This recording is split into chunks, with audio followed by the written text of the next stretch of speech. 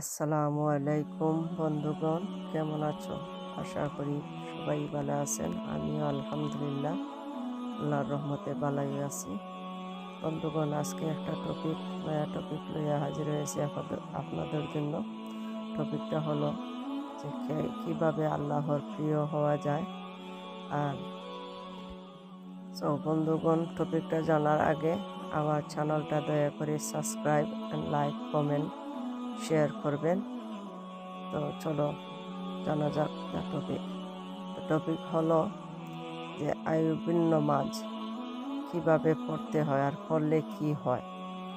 আইয়ুবিন নামাজ পড়লে 12 বছরের নেকি লাভ করতে পারবেন। বন্ধুগণ, আমরা তো কত গুনাহ, কত পাপ, কত রকম কতটা করতেছি। অনেক নমাজও রোজাও মিস হইতেছে। তো এই নামাজ পড়লে আল্লাহ তাআলা পরিবর্তিতে এই নেকি লিখবেন। নামাজটা হলো 6 রাকাত। আইয়ুবিন নামাজ 6 রাকাত। আমরা নবীজি নর্মালি তাই পড়তা 20 রাকাত, বাট আমরা 6 রাকাতই পড়ি। 6 রাকাতই না, 6 রাকাত যদি প্রপারলি পড়তে পারেন এটার অনেক লাভ হবে। তো 2 রাকাত করে 6 রাকাত পড়বেন মাগরিবের নমাজের পরে।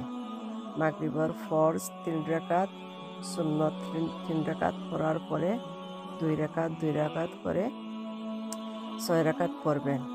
আর নিয়ত করবেন যে আমি বিসমিল্লাহির রহমানির রহিম করে আমি কিবলামুখী হয়ে আইয়ুবের নামাজ 2 রাকাত নফল আদায় করতেছি। পরে যেহেতু আলহামদুলিল্লাহ যে কোনো সূরা মিলে পড়বেন। তো এরপরে 6 রাকাত পড়ার পরে মোনাজাত করবেন।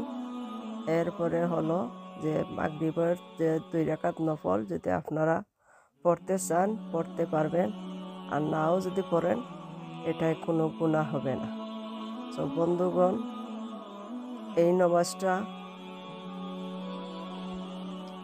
নমাজটা যে কোনো ফাঁকেই মাগরিবের নমাজের পরে পড়বেন, আপনার অনেক উপকার হবে। লাইফে তো কত গুনাহ, কত ধরনের কতটা করতেছেন বন্ধুগণ, কত টাইম ওয়েস্ট করতেছেন। নামাজ পড়বেন। আল্লাহ হাফিজ।